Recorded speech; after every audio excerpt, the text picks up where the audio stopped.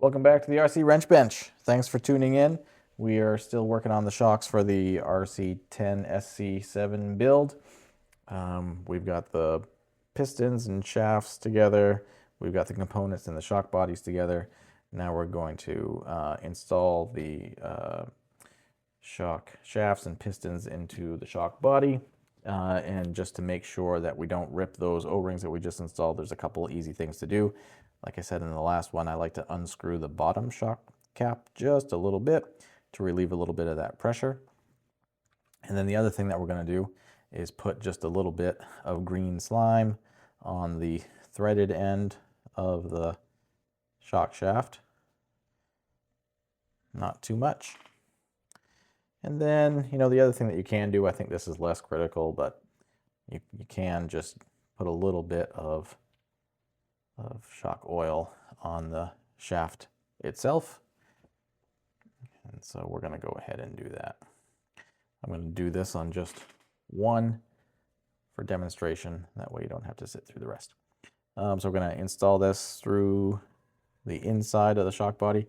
And then when you feel the threads of the shock shaft get down into the bottom, I just kind of turn the shock shaft clockwise until you can feel that the thread has cleared that, and then just pull it out. I'll wipe that off just a little bit, tighten that bottom cap up, and then I just check to see the action. Does it feel smooth? And in this case, it definitely feels super smooth. So the last two steps here are going to be to install the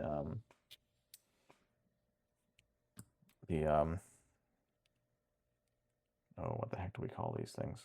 The shock eyelets. I'm not sure that's what I call them. But according to the manual, that's what they're called.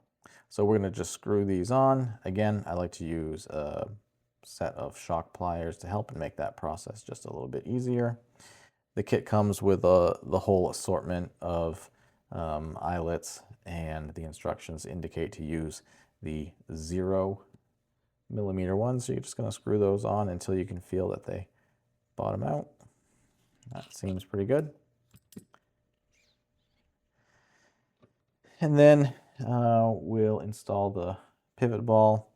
Again, you can jam these things with your pliers or your thumbs or your workbench, but shock tool makes it really easy.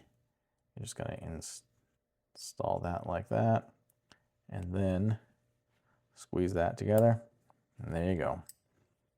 Painless. So we are pretty dang close to being done with the shocks. So I'll do the other three, and then we'll move on.